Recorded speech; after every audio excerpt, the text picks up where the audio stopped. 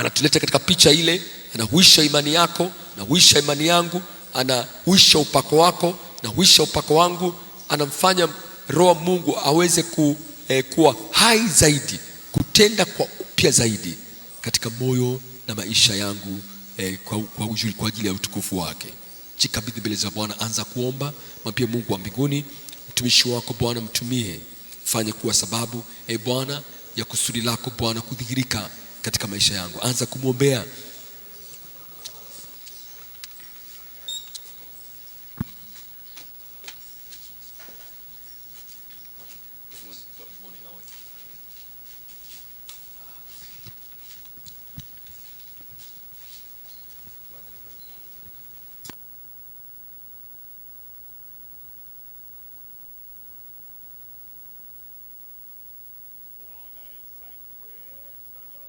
Bwana asifiwe. Baraka za msalaba, matoleo ya Kristo na kile kilichotokea pale Calvary kimepatikana katika maisha yako kwa utele, kwa jina la Yesu. Amen. Amen. Ile neema, ule wema na vile vipawa vilivyo bora kutoka kwa Kristo ambaye alitokwa damu, akafa, akazikwa, akafufuka tena, vipatikane katika kila maisha leo. Mungu akubariki, Bwana akuinue, na Bwana akufanye uso wake kung'ara juu ya maisha yako kila wakati, kila saa, kila siku, juma na mwezi na kila mwaka, katika maisha yako yote, kwa jina la Yesu. Tuombe. Baba, tunakushukuru na kulibariki jina lako, tunakutukuza kwa vile ulivyo, kwa yale ambayo umetenda, kwa kumtuma mwanao wa pekee kufa kwa ajili yetu na kuchukua dhambi zetu zote, na kadhalika kuchukua magonjwa yetu, udhaifu wetu, kila kitu, ili kuondosha yote hayo kutoka kwetu, ili kwamba tuweze kuishi maisha ya ushindi kila siku, kila wakati, hadi pale tutakapokuona uso kwa uso. Leo dhihirisha kweli yako zaidi na zaidi, hadi kwa kila mmoja wetu. Asante Bwana, kwa jina la Yesu tumeomba. Amen. Amen. Nyingine kubwa. Mungu akubariki. Unaweza ukaketi. Leo tuaja kusoma, kujifunza, kutafakari moja kati ya mambo makubwa ambayo tutajifunza daima au kuyasoma. Tunazungumza juu ya uweza, tunazungumza juu ya imani, tunazungumza juu ya mwana kondoo wa Mungu, mwana kondoo aliyechinjwa. Tunaangalia ujumbe ule, ile nguvu ya imani katika mwana kondoo aliyechinjwa. Petro wa kwanza sura ile ya kwanza mstari wa 3 anasema, ahimidiwe Mungu Baba wa Bwana wetu Yesu Kristo, ambaye kwa rehema zake nyingi,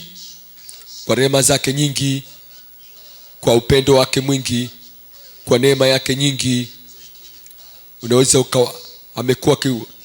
amekuwa akituwazia juu yetu katika umilele wote, na kwa sababu ya rehema zake nyingi alituzaa sisi mara ya pili.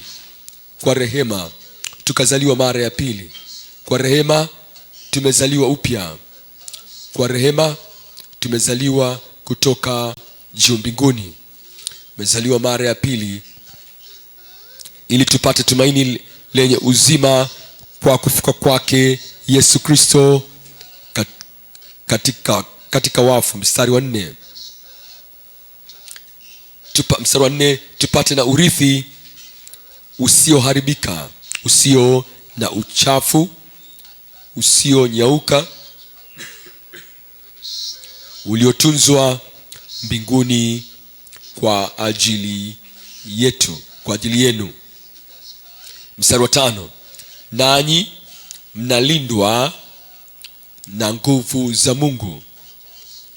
Ametuleta ndani kwa nguvu za Mungu, ile nguvu ambayo shetani hakuweza kuizuia, nguvu ambayo dunia haikuweza kuzuia, nguvu ambayo inakuja pale tunapoamini katika yeye. Na anasema tunalindwa, mnalindwa na ile nguvu ya Mungu kwa njia ya imani, hata mpate wokovu, hata mpate ukombozi, hata mpate kule kumilikiwa kwa kamilifu na Mungu ulio tayari kufunuliwa wakati wa mwisho. Nguvu ya imani katika mwana kondoo aliyechinjwa. Warumi 15:13.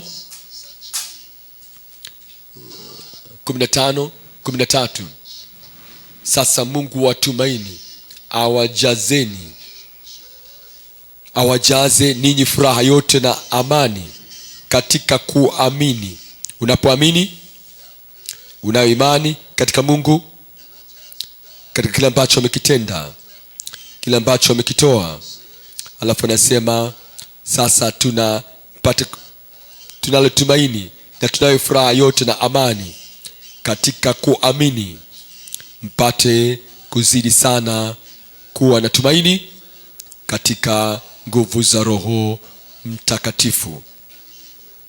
Katika nguvu za Roho Mtakatifu tunaangalia ujumbe huu, ile nguvu ya imani katika mwana kondoo aliyechinjwa. Mambo matatu tunayatazama. Jambo la kwanza, tunaangalia kuzipata zile ahadi. Kwanza, ahadi ya wokovu. Ya pili, ahadi ya uponyaji, ahadi ya ushindi, ahadi ya kuwa mshindaji katika kila jambo na wakati wote.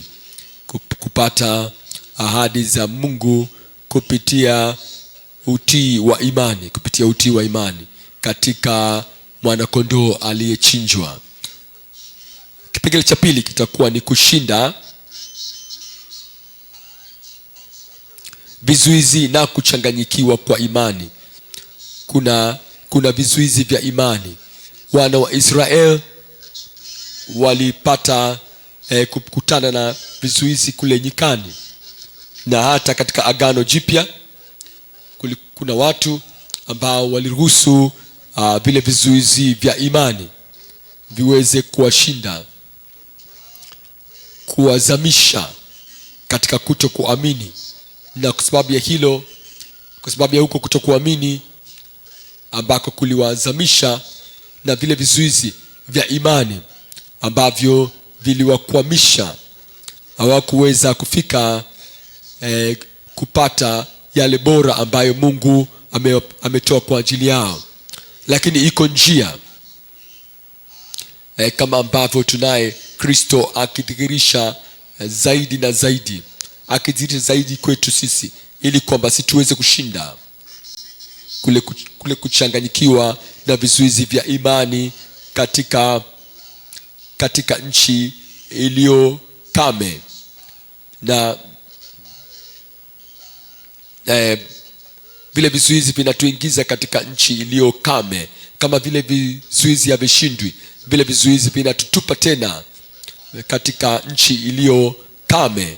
Lakini pale tunaposhinda vile vitatanishi na vizuizi, na kushinda vile vizuizi vya imani, basi hapo tuishi tena katika nchi ambayo ni kame. Jambo la tatu ni kutenda kwa uweza katika maisha yetu ya kila siku. Kutenda kwa uweza katika maisha yetu ya kijamii. Kutenda kwa uweza katika maisha yetu ya kihuduma.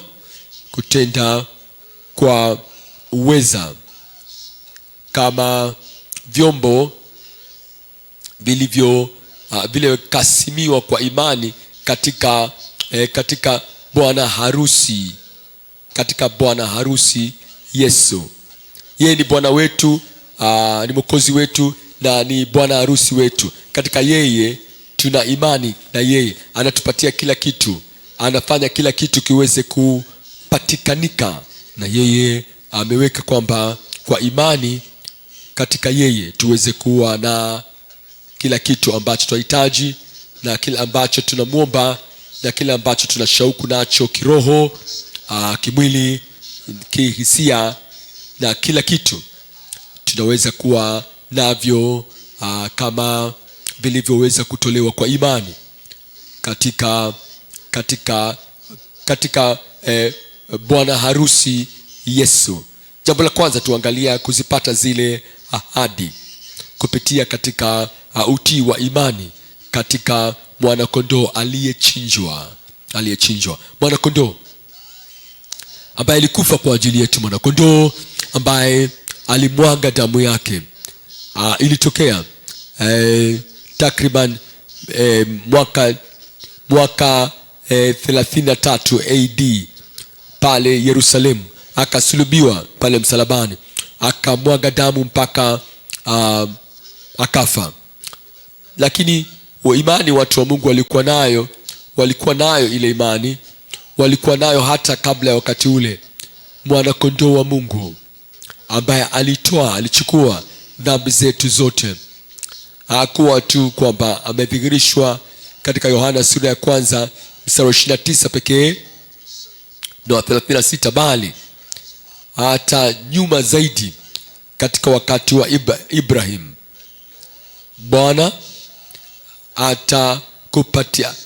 atajipatia mwanakondoo kwa ajili ya dhabihu. Hadi wakati wa Isaya, yeye ndiye mwanakondoo ambaye ataziondosha dhambi zetu zote. Na kwa agano jipya, tazama mwanakondoo wa Mungu azichukuae dhambi ya ulimwengu. Na katika nyaraka za agano jipya kwamba tumeokolewa kwa ile damu ya thamani, damu isiyokuwa na waa, na damu ya mwana kondoo ambaye alikufa kwa ajili yetu na akaondosha dhambi zetu zote, na akavunja na kuharibu kila kazi zote za yule mwovu Shetani. Na kwa hivyo tunaambiwa katika Waebrania sura ya 11 tukisoma mstari wa 8 ule, kwa imani Ibrahim alipoitwa atoke katika mahali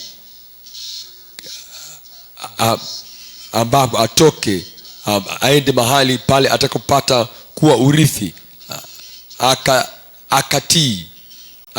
Ilikuwa ni imani iliyomfanya aweze kutii. Kutokuamini kusingemfanya atii.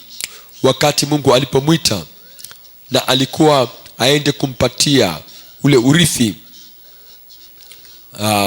urithi usioharibika, imani ikamfanya awe mtii.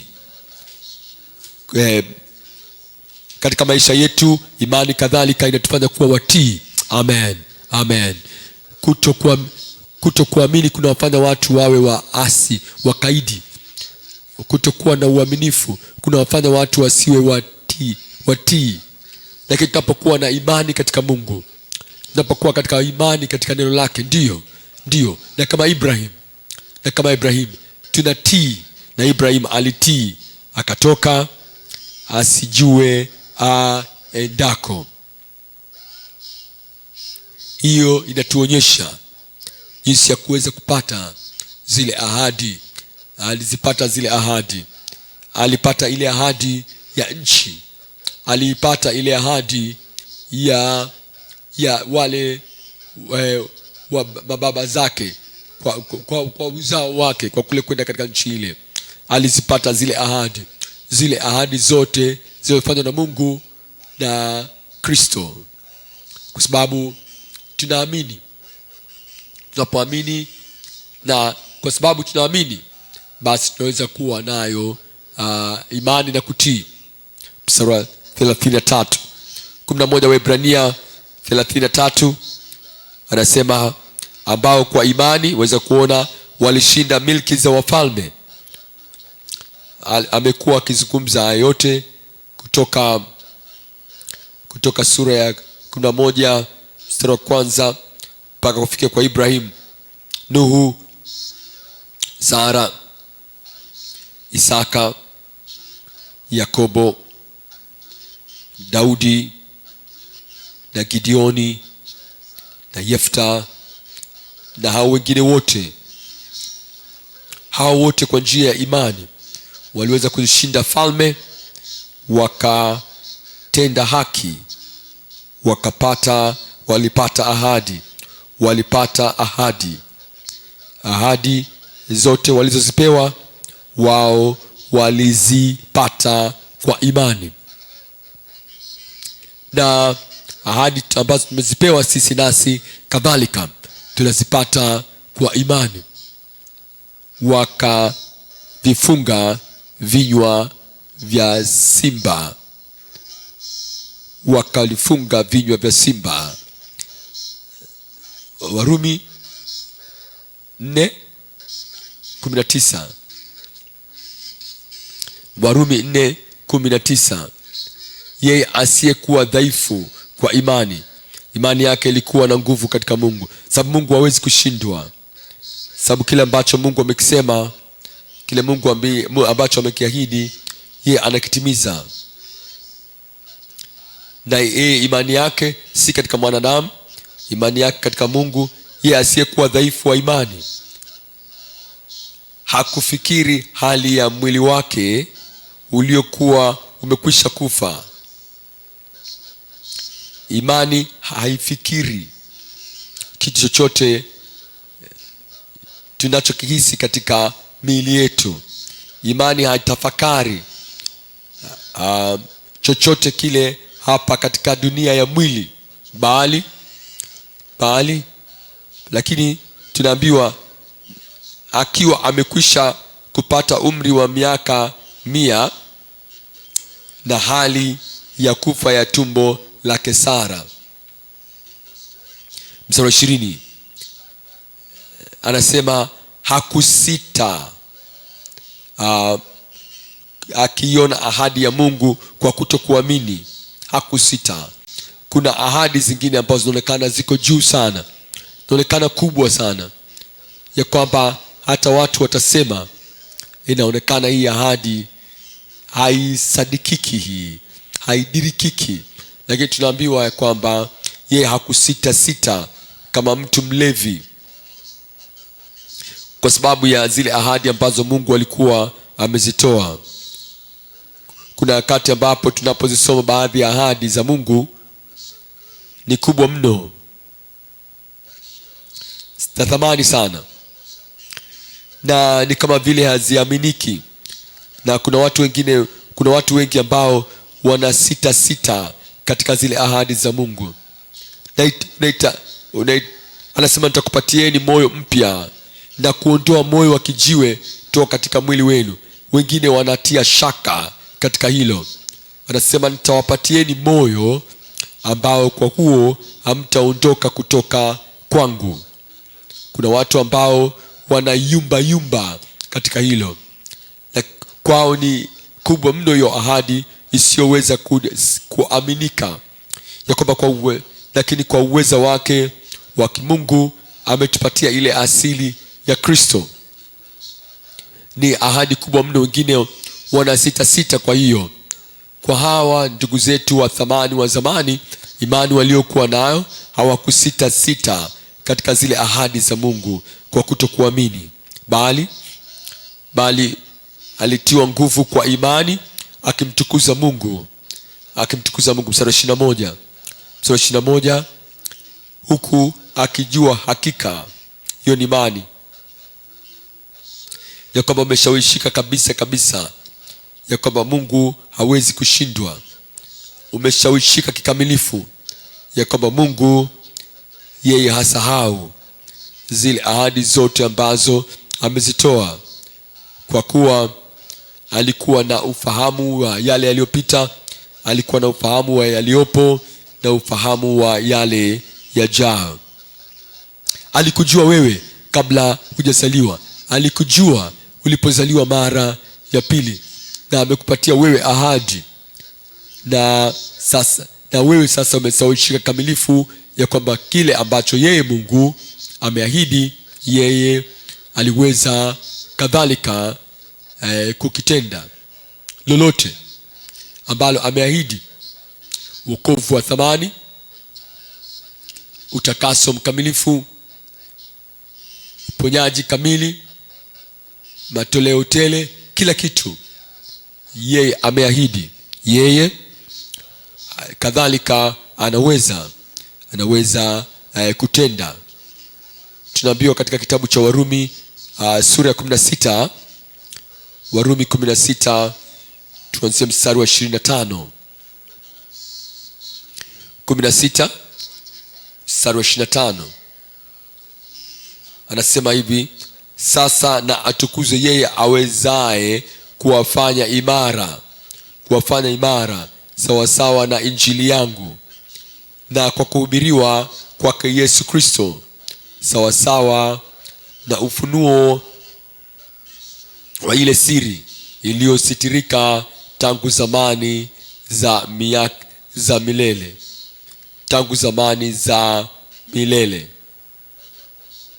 Paulo mtume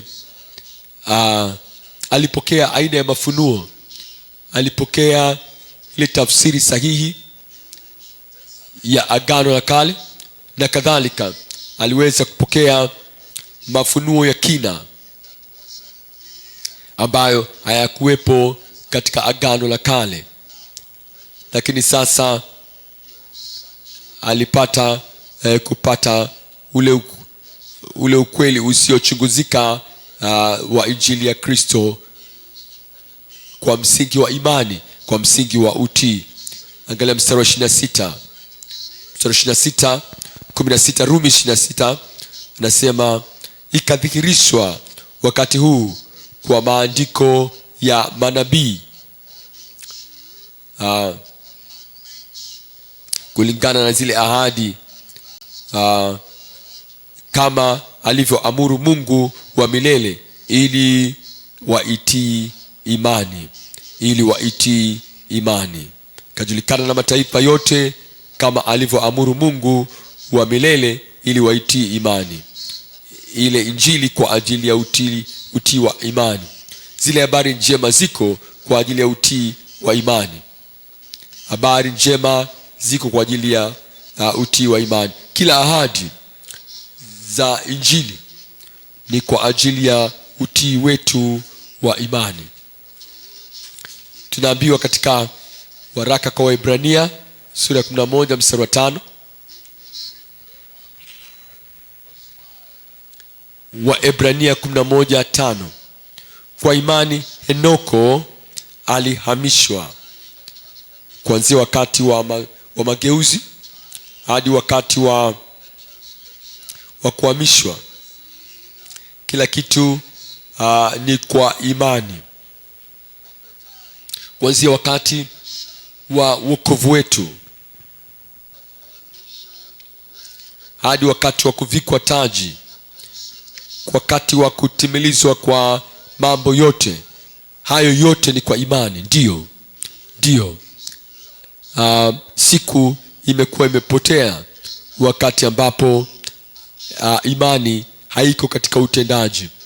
Yale maisha yamepotezwa kama imani haipo kazini.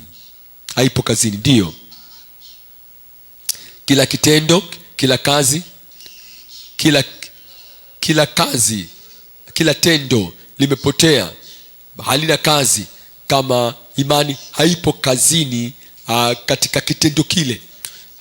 Kama imani haipo katika jambo lile, kama haipo katika tukio lile. Sababu tunaambiwa ya kwamba kwa imani Henoko alihamishwa ili asione mauti. Imani inashinda mauti. Imani inashinda magonjwa. Ndiyo, imani ndiyo ambayo inashinda kila kitu katika na inashinda kila kitu, kuanzia maumivu madogo mpaka kile kifo chenyewe. Imani inashinda vyote katikati hapo. Na imani kwa imani Henoko alihamishwa asiye akaona mauti wala hakuonekana, kwa sababu Mungu alimhamisha. Kwa maana kabla ya kuhamishwa alikuwa ameshuhudiwa kwamba amempendeza Mungu. Hatuwezi kumpendeza Mungu pasipo imani. Hatuwezi kuishi maisha yenye kupendeza kwa Mungu pasipokuwa na imani. Imani inaonekana imani inaonekana kama haionekani, lakini utii ndio unafanya imani ionekane katika maisha yetu. Ameweka vizuri hapo mtumishi wa Mungu. Anasema mstari wa sita, kwa imani kwa pasipo imani, mstari wa 6, haiwezekani kumpendeza mtu wa kidini, hasa duniani. Mtu ambaye ni wa kidini sana kati yetu hawezi kumpendeza Mungu pasipo imani. Na mtu ambaye ana shughuli sana, ana utendaji sana katika mambo ya kidini hawezi kumpendeza Mungu pasipo imani. Imani ambayo inamtii Bwana.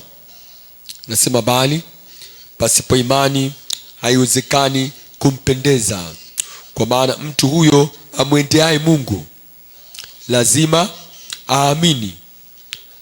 Kama unataka kumpendeza Mungu, lazima aamini ya kwamba yeye yuko, na ya kwamba huwapa thawabu wale wamtafutao. Angalia neno ile pale, wamtafutao Bwana kwa bidii, kwa mioyo yetu yote, kwa nafsi zetu zote, kwa nia zetu zote, kwa bidii tukimtafuta Bwana. Na tunafanya hilo kwa kuamini. Waebrania sura ya 6 mstari wa 12. Waebrania 6 mstari wa 12, ili msiwe wavivu, bali mkawe wafuasi wa hao wazirithio ahadi kwa imani na uvumilivu. Kwa imani na uvumilivu tunazirithi ahadi. Kuna ahadi ambazo umejifunza, ambazo umezisikia, umezijua, na ambazo hujazipata bado. Kuna udhihirisho, huo ni udhihirisho wa ulegevu, uvivu na uzembe. Uvivu wa kuomba, uvivu wa kutamalaki. Watu ambao wanapata zile ahadi walifanya hivyo kwa imani, na walifanya hivyo kwa kung'ang'ania, uvumilivu, kule kutokoma, ambao namna ya kung'ang'ania kwamba usiachilie, usivunjwe moyo na kukatisha tamaa. Lazima uwe na ile ahadi ambayo Bwana amekupatia. Angalia maisha yako binafsi, je, unazo ahadi zaidi kuliko utendaji? Ni pale ambapo unapoomba kwa imani, unapoomba kwa kung'ang'ania, unaomba bila kukoma, huo utendaji utalingana na zile ahadi. Lakini kama zile ahadi zimerundikana na hatuzipati zile ahadi, hiyo ni kwa sababu mawazo yetu ni legevu, mioyo yetu ni zembe, na nafsi zetu ni legevu. Anasema wala msiwe wavivu, bali mkawe wafuasi wa hao wazirithio ahadi kwa imani na uvumilivu. Amen. Anatuambia kwenye sura ya 11 ya Waebrania kuanzia mstari wa 24. Waebrania 11:24 anasema, kwa imani Ibrahim alipokuwa mtu mzima akataa kwa imani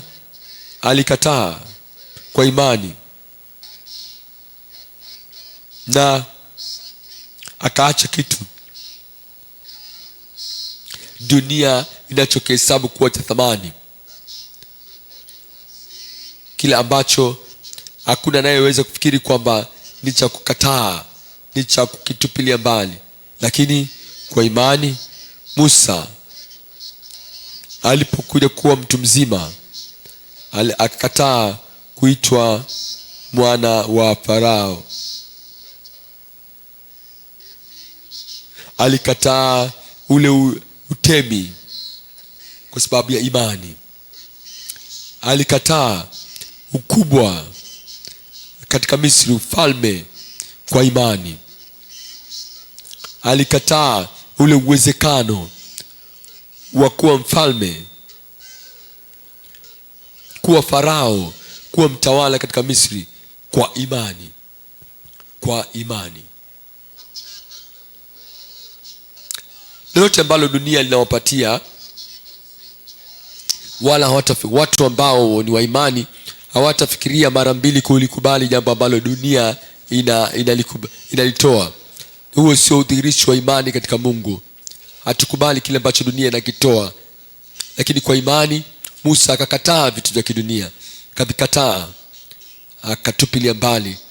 Lazima nikuulize, hivi umeshawahi kukataa chochote ambacho dunia inahesabu kuwa ni cha thamani kikubwa? Kile ambacho dunia inahesabu kuwa ambacho si cha kuepukika, umeshawahi kukataa vitu vyao? Tunafanya hivyo kwa imani. Angalia mstari 25.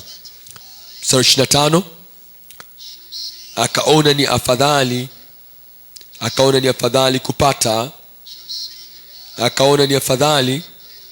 kupata maumivu, akaona afadhali kupata mateso yatakayokuja kwa uamuzi aliofanya. Akafanya hivyo kwa imani.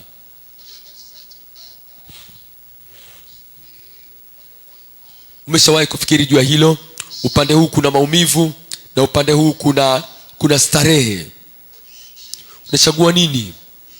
Pasipo imani, wakati wote utachagua kuwa na raha, utachagua maumivu. Hapana, ni imani katika Mungu ndio kule kujua ule wito wa Mungu. Ukijua ile njia ambayo inakwenda kutimiliza ile ahadi, sio kwa ajili yako bali kwa taifa zima na hata kwa ulimwengu mzima, ambayo inakufanya kuwa na imani ya kuweza kuchagua maumivu, kuchagua mateso na kuwa sehemu ya watu wa Mungu ili kupata mateso pamoja na watu wa Mungu kuliko kujifurahisha katika dhambi kwa kitambo, kujifurahisha katika dhambi kwa kitambo. wakati ambapo watu wamesikia juu ya wokovu, hawanao wokovu. Ni kwa nini watu wanasikia habari za wokovu na wanao? Ni kwa sababu hawanao wokovu. Ni kwa sababu ya furaha za dhambi kwa kitambo. Kwa nini ambapo watu ambao wameokolewa, kwa nini watu hao, kwa nini wakati mwingine hawaendelei? Kwa sababu ya kujifurahisha katika dhambi. Starehe za dhambi zinakuja kuwakamata tena. Kwa nini baadhi ya watu ambao wameitwa mbona hawaji katika huduma? Wanaogopa maumivu, wanaogopa umasikini, na wanafurahia kujifurahisha katika dhambi. Kwa nini? Watu ambao wamesikia juu ya utakaso mara kwa mara. Kwa nini? Watu ambao wamesikia juu ya utakatifu, ambao pasipo huo hakuna mtu atakayemuona Bwana. Kwa nini watu hao mbona watakaswi? Kwa nini si watakatifu? Kwa sababu ya kutaka kujifurahisha katika dhambi kwa kitambo. Wanajifurahisha na mambo ambayo wanayataka wao, na kile ambacho wanakitaka wao kinachukua sehemu kubwa ya maisha yao. Anatuambia kwa imani akihesabu, akachagua, akaona afadhali kupata mateso pamoja na watu wa Mungu kuliko kujifurahisha katika raha za dhambi kwa kitambo. Mstari wa 26, akihesabu ya kuwa kushutumiwa kwake Kristo, akiinua shutuma la Kristo. Wakati mwingine inawezekana ni katika watu wa jamaa yako, watu wa nyumbani kwako wanaweza kuwa ndio adui zako. Wanapuuza kile ambacho unaweza ukafanya.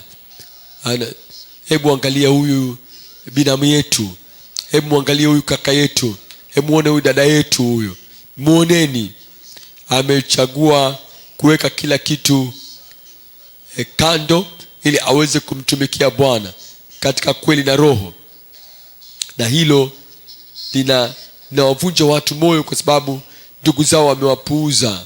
Ni kwa imani kwamba tunathamini ile shutuma na Kristo, akihesabu kuwa kushtumiwa kwa Kristo ni utajiri mkuu kuliko kwa hazina za Misri, kwa kuwa aliyatazamia hayo malipo.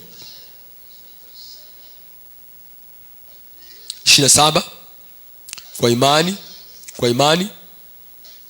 kwa imani. Unaposikia ule wito, kwa imani kuitikia. Wakati unapopata changamoto moja au nyingine, ya kwamba hii ndio njia ya kuiendea, nahitaji imani kuweza kujitoa na kwenda katika njia ile. Anaposema tasimama na mkatazame yale mapito ya kale, tazameni mkayaone yale mapito ya kale ambayo Bwana mwenyewe ameyaonyesha, na mkachague hayo mapito ya kale, itakuwa ni amani nafsini mwenu. Nahitaji imani kuiona njia nyembamba, ile njia nyembamba, ile lango jembamba, na kupita humo. Nahitaji imani. Kutokuamini kutaangalia ile njia pana, ile njia ya uhuru, ile njia ya tenda kama ambavyo inalete raha kwa mwili. Ni imani ndio inayotufanya kuweza kuenenda katika ile njia na katika ile barabara ambayo Bwana ameikusudia. Kwa imani akatoka Misri, asiogope ghadhabu ya mfalme, maana alistahimili kama amuonaye yeye asiyeonekana. Hakumuona Farao, alimuona katika hali ya asili, lakini akamuona zaidi Mungu bila ya kumuona Farao. Hakuona wale Waisraeli wote ambao walikuwa nasema, basi kama Mungu anakwenda kutuokoa, hebu angalia mateso yetu. Akamuona Mungu. Hakuiona bahari ile ya Sham, alimuona Mungu. Amen. Na hiyo imani ambayo inamuona Mungu kila wakati, hiyo ndio imani ambayo inatufanya tuweze kuwa nao ushindi, kuzipata zile ahadi kwa ule utii wa imani katika mwanakondoo aliyechinjwa. Jambo la pili, kushinda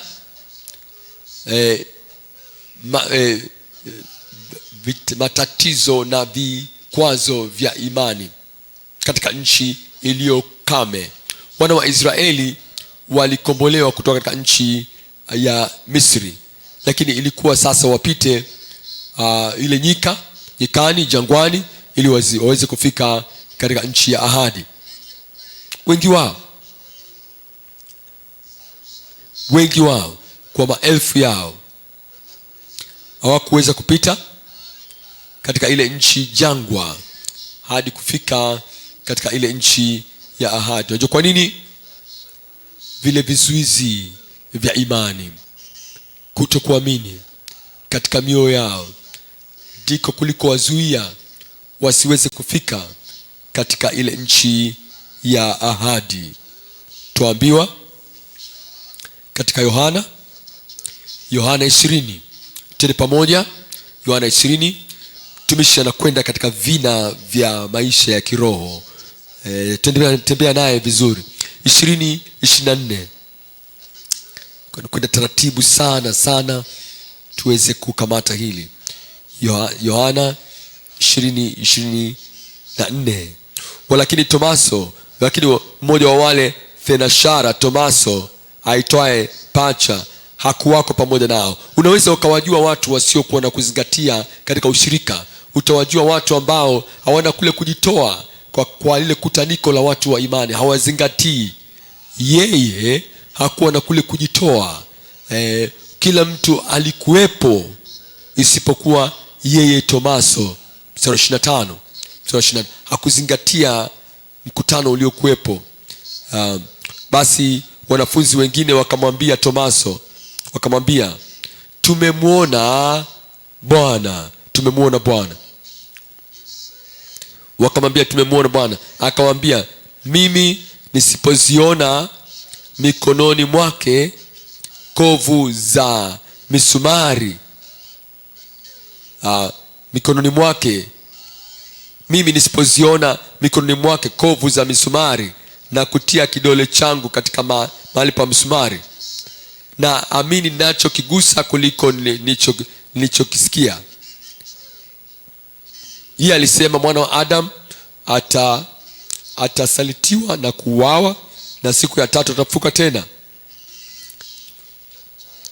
Yeye aliamini ule mguso wa kidole chake.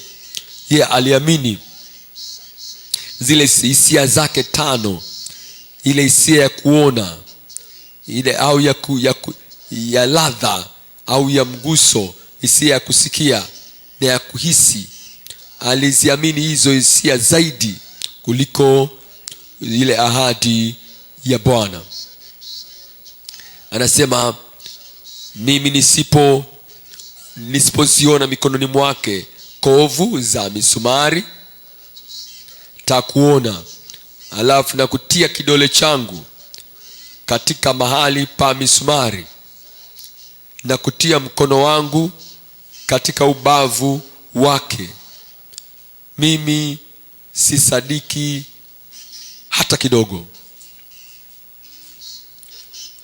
Kutokuamini ni kwa makusudi, hadi nitakapoona, hadi nitakapogusa, hadi nitakapotia mkono wangu, mimi siwezi kuamini. Tomaso anasema hata kidogo. Tomaso amemsikia Yohana anazungumza, nimesikia. Nimemsikia Petro, ndio nimemsikia. Hebu wasikia hao mitume wengine wanazungumza, wamemuona, ndio nimewasikia, nimesikia wanachokisema, lakini mimi siwezi kuamini, sitaamini ushuhuda wowote. Mimi lazima nimguse kabla ya kuamini. Ni kizuizi kikubwa kiasi gani cha maendeleo? Ni kizuizi kikubwa namna gani kwa ule utimilifu wa ahadi za Mungu katika maisha yetu? Angalia mstari wa 26.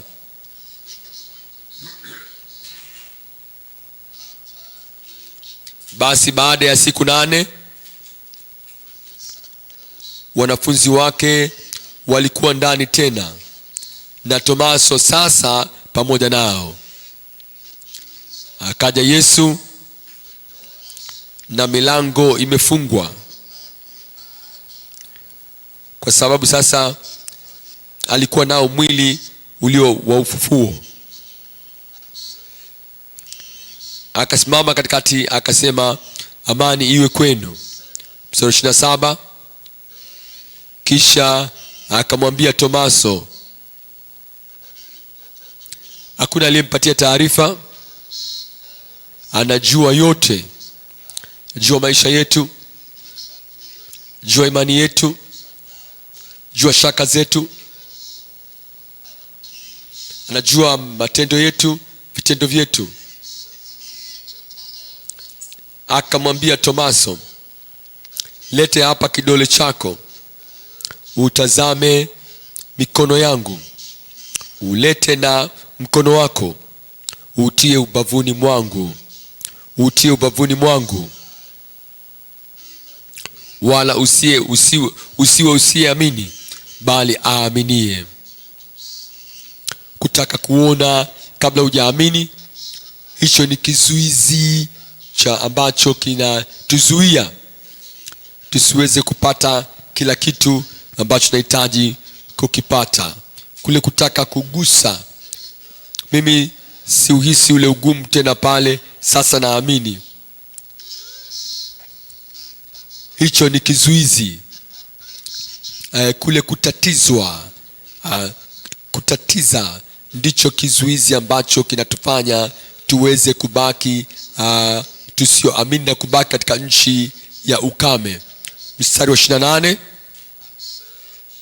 Tomaso akajibu akamwambia, Bwana wangu na Mungu wangu. Mstari wa 29. Mstari wa 6, 29. Yesu akamwambia, wewe Tomaso, kwa kuwa umeniona umesadiki.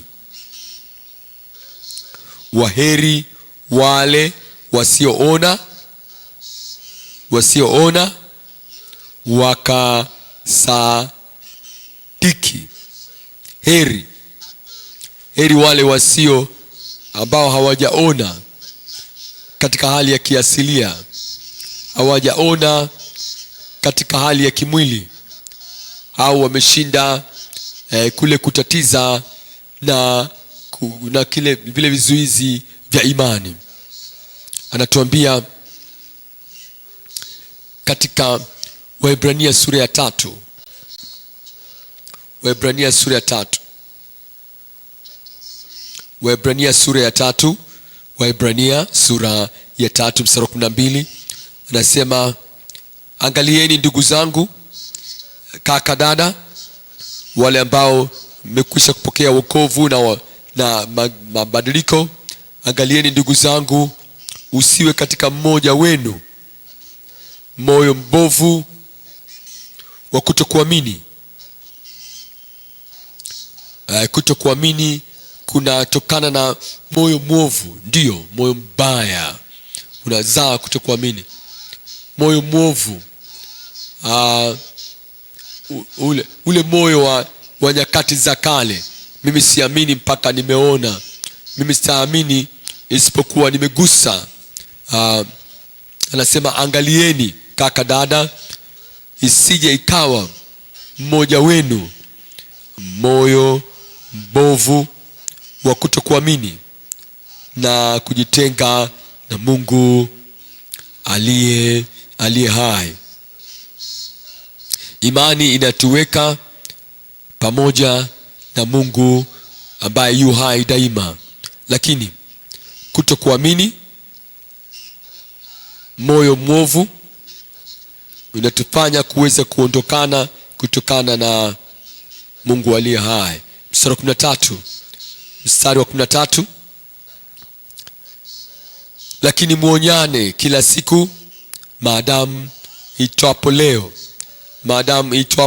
leo, ili mmoja wenu asifanywe mgumu kwa udanganyifu wa dhambi. Dhambi inatudanganya. Kile kitu kidogo Mungu hawezi kukataa kwa ajili ya kitu kidogo hicho. Huo ni udanganyifu wa dhambi. Mbona kidogo sana hicho? Mbona wengine wanafanya Bwana, na wewe unaweza ukafanya pia, na kutakuwa na madhara yoyote yale? Huo ni udanganyifu wa dhambi. Unaweza ukawa na mashaka mara moja na hakuna kitakachoweza kutokea. Huo ni udanganyifu mbaya wa dhambi. Utakatifu hauhitajiki sana kwa kila eneo la maisha yetu. Ndio, unaweza ukawa mtakatifu kwa ujumla, lakini katika kajambo haka kadogo sana, kitendo cha mwili, hilo haliharibu utakatifu. Huo ni udanganyifu wa dhambi.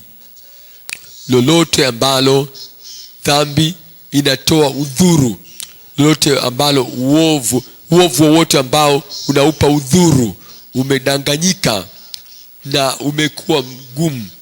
Hata tunaposikia neno la Mungu, na wakati ambapo rafiki muamini anapokujia na anakuambia, dada yangu je, hii yaweza kuwa sawa? Kaka, je, hii yaweza kuwa sawa? Tayari umekwisha kuwa mgumu, kwa sababu dhambi imekudanganya ya kwamba umeokoka, basi umeokoka na hakuna kibaya kinachoweza kuja katika vitendo vya dhambi. Lakini muonyane kila siku maadamu itwapo leo, ili mmoja wenu asifanywe mgumu. Yaweza kuwa yeyote yule, asiyefanywa mgumu kwa udanganyifu wa dhambi. Mstari wa 14, kwa maana tumekuwa washirika wa Kristo kama tukishikamana na mwanzo wa uthabiti wetu kwa nguvu mpaka mwisho. Angalia mstari wa 19, basi twaona ya kuwa hawakuweza kuingia. Walikuwa wameahidiwa, lakini hawakuweza kuingia kwa sababu ya kutokuamini kwao, kwa sababu ya ugumu wa moyo, kwa sababu ya ule uovu wa moyo, kwa sababu ya ule udanganyifu wa dhambi. Katika Waebrania sura ya 4, tuanzie mstari wa kwanza hapo. Basi ikiwa ikaliko ahadi ya kuingia katika raha yake, na tuogope.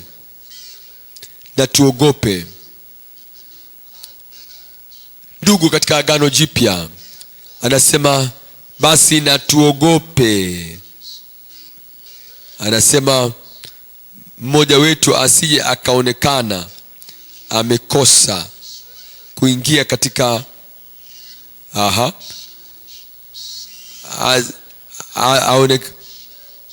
asije akaonekana ahadi ya kuingia katika raha yake. Basi ikiwa ikaliko ahadi ya kuingia katika raha yake, na tuogope mmoja wenu asije akaonekana ameikosa. Mstari wa 2, maana ni kweli sisi sote tumehubiriwa habari njema vile vile kama hao, lakini neno lile lililosikiwa halikuwafaa hao. Jambo moja kuhubiri neno, jambo lingine kuliamini neno. Lakini kama ukiruhusu vizuizi vya imani, neno lile halikuwasaidia, halikuwafaa hao, kwa sababu halikuchanganyika na imani ndani yao waliolisikia. Zaburi ya 78, Zaburi ya 78 mstari wa 40. 78:40. 78:40 anasema, ni walimuasi jangwani mara ngapi na kumuhuzunisha nyikani. Hilo likawa ni nchi jangwa kwao. Anasema walimuasi jangwani mara ngapi na kumuhuzunisha nyikani. 41, wakarudi nyuma wakamjaribu Mungu, wakampa mpaka mtakatifu wa Israeli. Wakampa mpaka, walikamwekea mpaka mtakatifu wa Israeli, yeye aliyowatolea maji toka katika mwamba. Ungelidhani kwamba wangelimwamini Mungu kwa jambo lolote tena na mambo yote baada ya maji kutoka katika mwamba. La hasha, wakamwekea mpaka yule mtakatifu wa Israeli. Wewe ungelidhani kwamba baada ya kuwa wanakula mana, kile chakula cha malaika kilichoshuka kutoka mbinguni na kilikuja kila siku, ungelidhani kwamba watamwamini Mungu kwa jambo lolote tena baada ya hapo. Lakini hapana, wakamwekea Mungu mipaka, ambaye ni Mungu mtenda maajabu. Ungelidhani ya kwamba katika kitendo kile cha kupita katika bahari ya Sham, basi ungelikuwa watu wa kumwamini Mungu kwa jambo lingine lolote lile. Lakini la hasha, wao walimweka mipaka Mungu wa mbinguni. Baada ya yote ambayo tumeyaona, baada ya yote ambayo tumeyasikia, baada ya shuhuda zote ambazo tumezisikia, shuhuda za wokovu, na yule mtu ambaye hana matumaini ya kupona, ni mtu ambaye na ugonjwa ambao ni wa kufisha. Lakini baada ya kuwa tumesikia juu ya ushuhuda wa ukombozi wa mtu wa namna hiyo, baada ya kusikia juu ya kutoka katika tabia mbaya ya madawa ya kulevya, mtu kuondolewa, ungelidhani kwamba mtu atamwamini Mungu kwa ajili ya kila jambo na mambo yoyote yale. Lakini bado akamwekea mipaka yeye mtakatifu wa Israeli. Anataka situweze tumwamini yeye, kwa sababu kutokuamini kuna angamiza. Kutokuamini ni hatari kubwa. Kutokuamini kuna tunyima katika kuingia katika ile nchi ya ahadi. Inatufanya tuweze kuishi katika nchi jangwa, nchi kame. Ufunuo, twende katika sura ya 21 kuanzia mstari wa 8. Ufunuo 21 mstari wa 8. Bali waoga, nini kinatufanya waoga? Kutokuwa na imani. Wasioamini, nani huyo? Asiye nayo imani na wachukizao. Wasio na imani, mtu asiye na imani ni machukizo mbele za Bwana. Na wauaji, nini kinawafanya watu waue? Kwa kalamu zao, kwa maandishi yao. Kitu gani kinawafanya watu waseme kitu na kukifichua hicho kwa ulimwengu mzima. Na wakati mtu yule mwanamke wanapolisema hilo juu yake yeye mwenyewe, kwa kutokuwa na imani, anakwenda kujiua mwenyewe. Walichokiandika, walichokitangaza kikamsukuma kwenda kujinyonga. Wauaji, watu wasioamini na wazinzi, wale waasherati, watu wa mambo ya zinaa na wachawi, watu ambao wataamini uchawi kuliko katika wokovu wa Bwana, na waabuduo sanamu na waongo wote. Nini kinawafanya watu waongope kutokuamini? Kama nikiusema ukweli, mimi sitakuwa na hiki, sitakuwa na kile. Kama nikiusema ukweli, yale yote ambayo wameniahidi hawatanipa tena. Kitu gani kinawafanya watu waseme uongo na udanganyifu? Ni kile kiwango ambacho nimefikia. Kama nikisema ukweli halisi juu yangu mimi mwenyewe, juu ya maisha yangu ya siri, juu ya mapungufu yangu, juu ya kushindwa kwangu, watanishusha kutoka katika pale mahali nilipofikia. Na kwa hivyo inabidi useme uongo. Hawaamini kwamba ni Mungu ndiye amewafikisha katika viwango hivyo. Na kusema ukweli kuna kufanya wewe kuwa kipenzi cha Mungu. Na kama ataka kukutunza katika nafasi ile, yeye atakutunza katika nafasi hiyo akitaka. Na kwa namna yote ile, kama Mungu hataki wewe uweze kuwekwa katika nafasi fulani, kwa nini unataka kuwa na kile ambacho Mungu hakutaki wewe uwe nacho? Kwa nini unamuondoa Mungu kutoka katika maisha yako? Na sasa wewe ni wa kunyakua hiki na kunyakua kile. Kwa nini? Hakuna haja kusema uongo wowote. Mimi ni mtoto wa Mungu. Kwa sababu waoga na wasioamini, wachukizao, wauaji, wazinzi na wachawi, waabudu wa sanamu na waongo wote, sehemu yao ni katika lile ziwa liwakalo moto na kiberiti.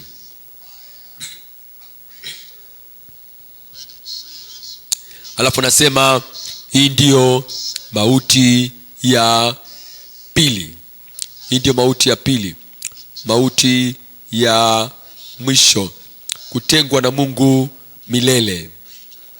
Kutengwa na Mungu kwa mwisho milele. Tunahitaji kushinda kila aina hivyo vizuizi na vya imani, ili kwamba tubaki katika kuwa na upendeleo wa Mungu,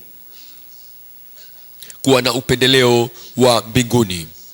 Kuja katika kipengele, sio Rumi kipengele cha 3, kutenda kwa imani.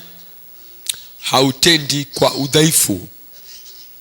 Kila siku, kwa changamoto yoyote ile, tenda katika nguvu. Amen, amen, amen. Ukimtazama Yesu, mwanzilishi na mkamilishaji wa imani yetu. Kutenda kwa uweza kama ipatikanavyo kwa imani ya bibi harusi Bwana wetu, bwana harusi Yesu.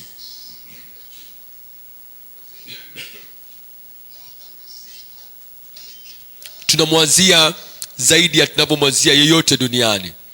Yeye ni bwana harusi, ni mume, ni kichwa cha kanisa.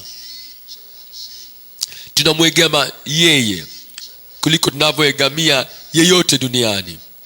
Yu bwana harusi, mume wetu, yeye yu kichwa kwa muamini na kwa kanisa. Twampenda.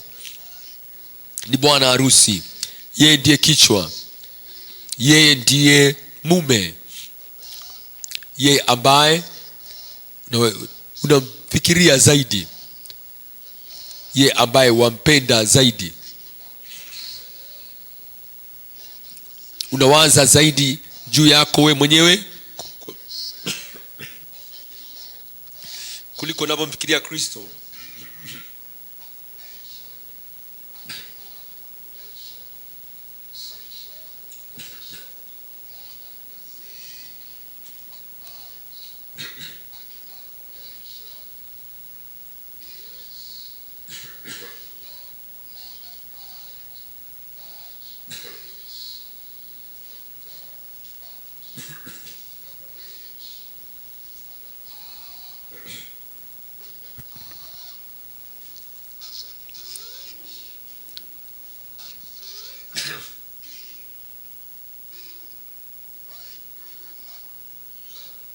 Tunatenda kwa imani ambayo iko katika bwana harusi.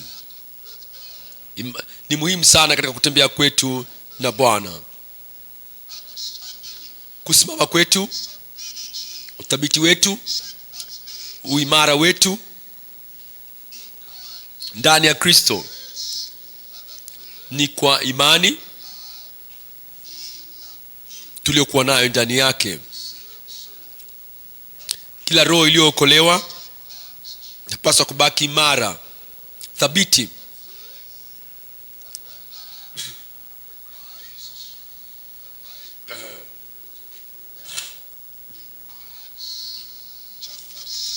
Matendo ya Mitume 6:8.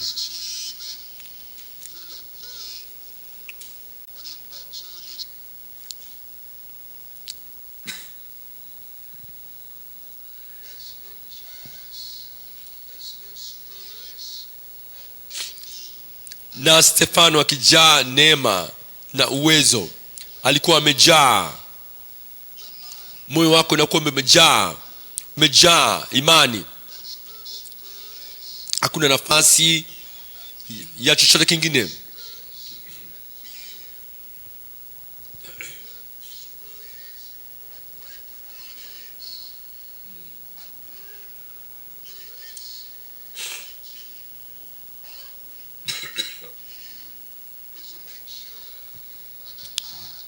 Cha kufanya ni kuhakikisha kwamba moyo wako, roho, nafsi, utu wa ndani umejaa imani. Stefano akijaa imani na uweza. Palipo na imani, ile nguvu itakuwepo. Pasipokuwa na hofu, ule uwezo utakuwepo. Na Stefano akijaa neema na uwezo alikuwa akifanya maajabu na ishara kubwa, akafanya ifanya kubwa katika watu.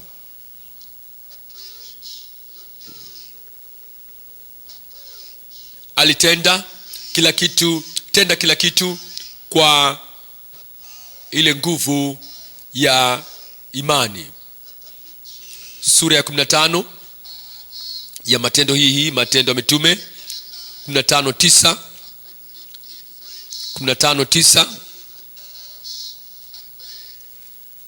15:9 wala hakufanya tofauti kati yetu sisi na wao, kati ya wale mitume na sisi wanafunzi. Imani inatufanya kuweza kuwa katika kiwango kile kile, kuweza kutenda kwa kiwango kile kile, na kuwa na ule uzoefu waliokuwa nao wao. Sisi nasi tunaweza kupata kwa ule msingi wa ile nguvu ya imani. wala kufanya tofauti kati yetu na sisi na wao, akiwasafisha mioyo kwa imani. Amen. Amen. Paulo alikuwa safi kiasi gani? Kwa sababu anasema tuliishi kwa utakatifu na kwa haki na kwa utauwa kati yenu, na Mungu ni shahidi, na nyinyi pia mmekuwa mashahidi wetu. Na tunapokuwa na imani na kutenda katika nguvu ile ya imani, apata kuwa na tofauti katika ule usafi wa moyo, ule utakatifu wa maisha kati ya Paulo na sisi. Bwana alitimilize hilo katika maisha yako, katika maisha yangu, katika maisha yetu, kwa jina la Yesu. Amen. Amen. Kwa hivyo tunaacha kule kusema mimi sio Paulo Bwana. Kwa nini usiwe? Hebu angalia lile, mimi sio Yohana yule mpendwa. Kwa nini sio? Kwa nini usiwe? Mimi sio kati ya wale wowote. Unanitaka mimi niwe safi kama Paulo, kama Yohana, kama wale wateule wa kale? Mimi najijua mwenyewe Bwana. Humjui yeye ambaye hakuweka tofauti yoyote kati ya hao mitume na sisi, akisafisha mioyo yao kwa imani. Amen. Amen. Warumi sura ya kwanza. Warumi sura ya kwanza. Asante kwa maombi yako unayeomba. Warumi sura ile ya kwanza mstari wa 15. Anasema, kwa maana haki ya Mungu inadhihirishwa ndani yake toka imani hata imani. Na anainua imani yetu toka imani hata imani. Na tunaposonga mbele, kama vile siku zinavyozidi kusonga mbele, kama ambavyo changamoto mbalimbali zinaongezeka, pengine changamoto ya jana ilikuwa ndogo zaidi kuliko changamoto ya leo, na imani ya jana haiwezi kukubeba, haiwezi kushinda, haiwezi kuvuka changamoto ya leo. Leo hata hivyo tunaweza tukawa na imani ambayo yalandana na ile changamoto ya leo. Kwa nini? Kwa sababu tunatoka imani hata imani, kama ilivyoandikwa, mwenye haki ataishi kwa imani. Mwenye haki ataishi kwa imani. Mwenye haki, mtoto mdogo amehesabiwa haki kwa imani. Yule mtoto mdogo ataishi kwa imani, na anaishi kwa imani ambayo iko sawasawa na maisha yake madogo. Na mtu mzima mwamini ambaye ana changamoto pale ofisini, ana changamoto katika jamii aliyokuwa nayo, wanataka kumshusha kutoka katika katika jukwaa la imani. Unayo imani ambayo yalandana na hali uliokuwa nayo, kutoka imani hata imani.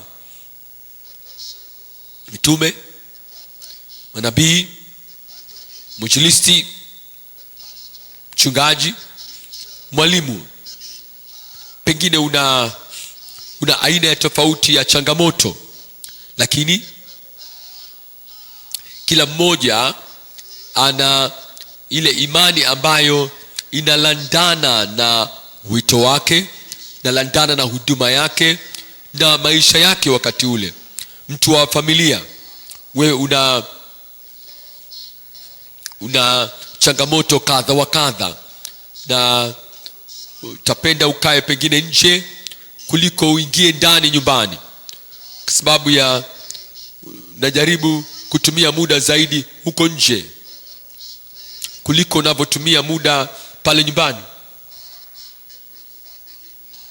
Lakini kila mtu wa familia, kila mwanamke katika familia anayo imani ambayo inalingana na ile jukumu, ambayo inalingana na ile changamoto, sababu anatupatia imani ambayo inalandana na ile hali tuliyokuwa nayo, kutoka imani hata imani, na tunaishi namna hiyo. Anasema kwa hapo ndipo haki ya Mungu kwa maana haki ya Mungu inadhihirishwa ndani yake, toka imani hata imani, kama ilivyoandikwa, mwenye haki ataishi kwa imani. Katika Warumi sura ya 5 mstari wa kwanza. Warumi 5:1. Basi tukiisha kuhesabiwa haki itokayo katika imani, ubishi wako hautakuhesabia haki. Vitendo vyako, matendo yako mema hayataweza kamwe kukuhesabia haki.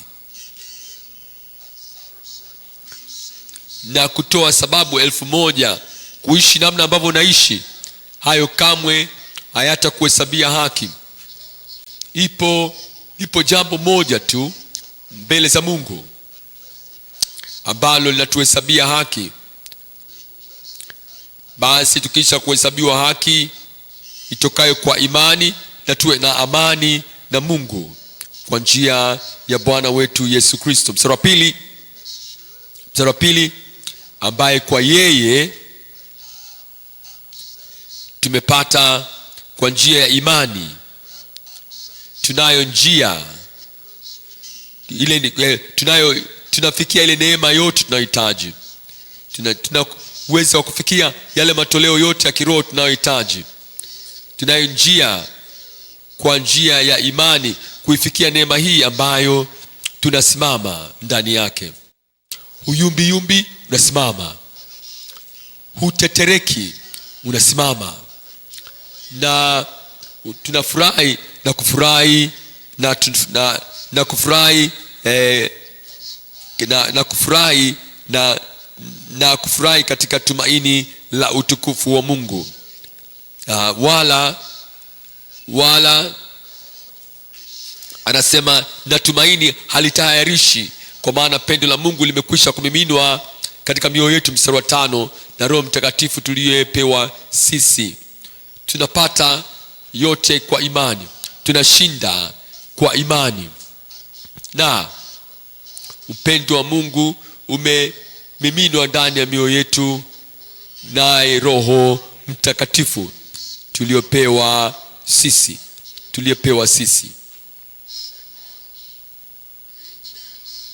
Wakorintho wa pili sura ile ya 5.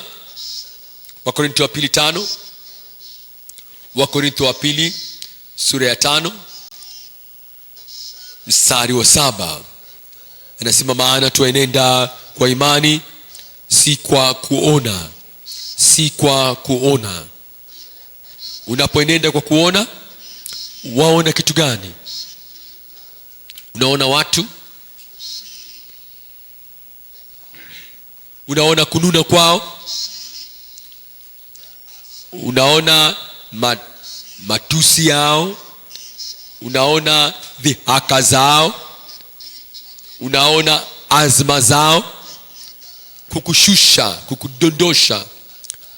Na unapoenenda namna hiyo, hutafanikiwa kupata kile ambacho Mungu amekufanya kuweza kufanikisha. Unaenda kwa kuona. Upepo unavuma, unaenda kwa kuona, hakuna mafanikio. Watu wanazungumza katika uwepo wako, wanazungumza kwa ulimwengu, kwa dunia kuweza kusoma kile ambacho wanadhani kwamba wewe ndivyo ulivyo, au wanadhani kwamba wewe sivyo ulivyo. Ukienda kwa kuona, utavunjika moyo. Nenda kwa kuona, utasahau ile hatima ya maisha yako. Lakini unapoazimu moyoni mwako na kusema, lolote naolisikia,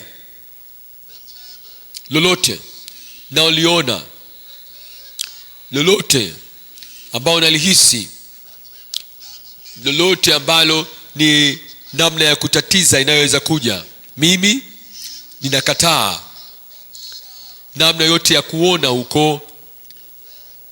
Sasa unaenda, unatembea kwa imani, utafanikiwa kila wakati. Amen, amen, amen. Utakuwa juu juu tu kwa jina la Yesu. Amen.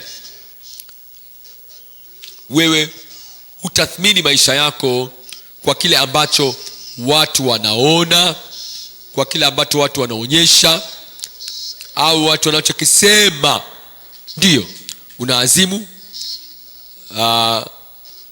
mimi sitaona hicho, sitaangalia hicho. Hata kama nikiangalia na kuona, nitakuona kuenda kwa ule uamuzi, nitakwenda ni ule uamuzi, ni ule bidii, kwamba unaenda kwa imani, sio kuyumbishwa. Hicho ndio kinachokuvusha, na utakuwa na ushindi katika kila eneo la maisha yako kwa jina la Yesu. Amen, amen. Angalia Waefeso sura ya 3. Efeso 3:17. Anasema, Kristo akae mioyoni mwenu kwa wingi kwa imani. Unaamini hilo? Anasema, tazama nasimama mlangoni na bisha. Mtu akifungua mlango, mimi nitaingia kwake. Nimeufungua mlango wa moyo wangu, katika uaminifu ameingia, anakaa ndani yangu kwa imani. Kristo anakaa ndani ya moyo wangu. Anasema, ili mpate mkiwa na shina na msingi katika upendo. Kama ukienda kwa unachokiona, watu kuwasikia watu wa duniani, unaweza ukaomba ukisema, nataka kuwa na upendo, nataka kuthibitika na kuwa imara katika upendo. Unaangalia kile ambacho watu wanafanya, hayo maombi yatapinduliwa. Hutaenenda katika upendo. Utakuwa ukifikiri na kutafakari juu wanachokisema, juu wanavyotenda, na hilo litaondoa imani yako, litang'oa imani yako na upendo wako.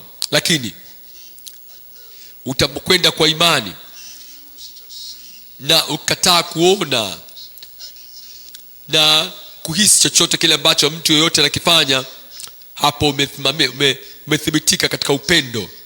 Mstari wa 18, ili mpate kufahamu pamoja na watakatifu wote, wakati watakatifu watakapokuwa wakiingia na wakuachi nyuma. Watakatifu ambao wanaenda kwa imani, watakatifu ambao wanatimiza uaminifu wao, wateule ambao wanampenda Kristo, penda Roho Mtakatifu, wanapenda maandiko, wanawapenda waamini, wanasonga mbele. Unapoenda kwa imani, wewe kadhalika utafahamu na kufanikiwa pamoja na wale wateule wengine wanavyopata ufahamu. Utapata kujua ule ulivyo upana na urefu na kimo na kina. Sura 19, na kujua upendo wake Kristo, upendo wake Kristo upitao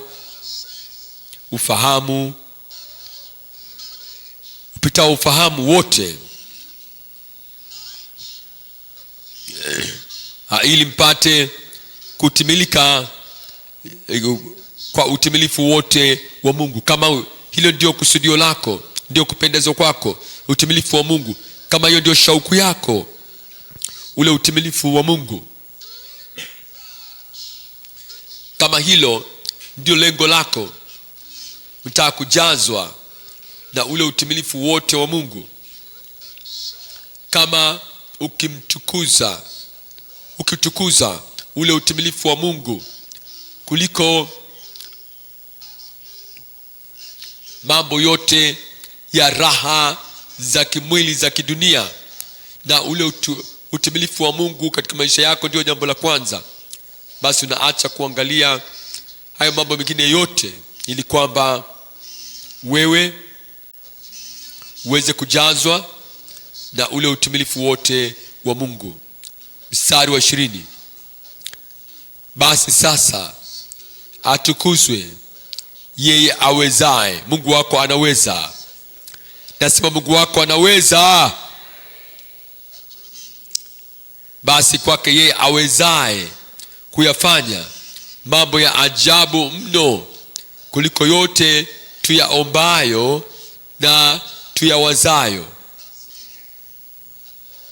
kwa kadiri tuyaombayo au tuyawazayo, kwa kadri ya nguvu itendayo kazi ndani yetu. Hiyo nguvu itatenda kazi ndani yako leo. Ile nguvu itatenda kazi juu yako leo. Amen. Ile nguvu itatenda kwa ajili yako leo. Na aweza. Ile haja yako haiwezi kuwa kubwa kuliko uwezo wake. Yeye anaweza. Maombi yako hayawezi kuwa juu kuliko uwezo wake kujibu. Kwake yeye awezaye. Kwake yeye awezaye. Kwake yeye awezaye kufanya mambo ya ajabu mno kuliko yote tuyaombayo na tuwazayo, kwa kadri ya nguvu itendayo kazi. Sio wakati ule upita, itendayo. Sio itakayotenda wakati ujao. Hapana, itendayo wakati uliopo, sio wakati uliopita. Basi asema katika yeye atukuzwe ndani yetu, atendayo kazi ndani yetu. Naam, atukuzwe katika kanisa na katika Kristo Yesu hata vizazi vyote katika vizazi vyote vya milele na milele. Amen. Amen kubwa. Amen. Amen ijibuye maombi. Amen. Amen. Atatenda kila umuombalo. Amen. Atatenda kupita yale uyaombayo. Atatenda hata kile ambacho nakifikiri kwamba uwezi ukakitilia ufafanuzi. Hayo yote atayatenda. Nitakuwa pale, nitakuwa kule, nitapanda juu. Hayo yote atayatenda kwa jina la Yesu. Atatenda kupita zaidi ya juu ya yale ambayo uyaombayo au kuyawaza. Nguvu yake itatenda kazi ndani yako. Nguvu yake itatenda ndani yako kwa ujumla. Nguvu yake itatenda kwa ajili yako. Amen. Amen. Je, kuna mtu ambaye anazungumza habari zake pale? Yuko wapi? Basi tunyanyuke pale tulipo kama upo.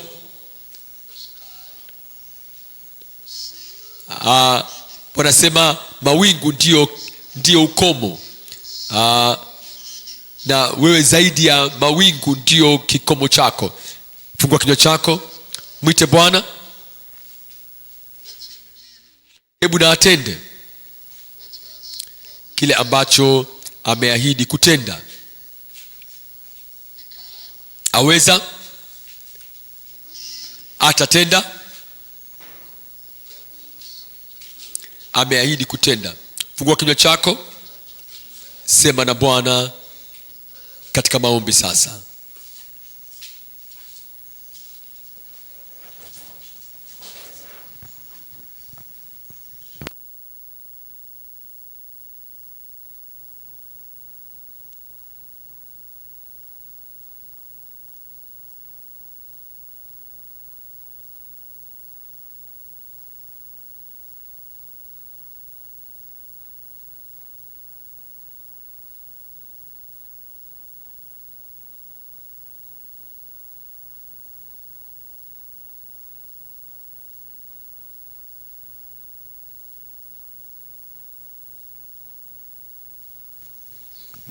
Endelea kuomba. Mwambie Bwana unahitaji akupe nguvu ya utii. Roho ya utii ndio inayofanya imani kutenda kazi. Nukamwambie Bwana, Bwana nguvu yako Bwana ikawe juu yangu kuweza kutii. Mtumishi wa Bwana amesema imani haionekani, utii ndio unaoonekana. Mwambie Bwana, imani hatuioni, utii unaonekana. Utii unaonekana. Mwambie Bwana neema ya kutii. Imani hutaiona, hakuna anayeweza kuona imani. Mwambie Bwana kitendo ndicho kinachotakiwa kufanyika ili imani iweze kudhihirika. Roho ya utii, msingi sana wa somo hili. Roho ya utii ndio inazalisha imani. Na tukiwa nayo imani, Mungu anasema ndio anayopendezwa nayo, na tunatenda mambo makubwa. Wote mashujaa waliotajwa wa imani katika sura ya 11 ya kitabu cha Waebrania ni kwa sababu ya utii wao kwa neno la Mungu, wakiziamini ahadi za Bwana, wakachukua hatua mbalimbali, ile imani ikaweza kufanya kazi.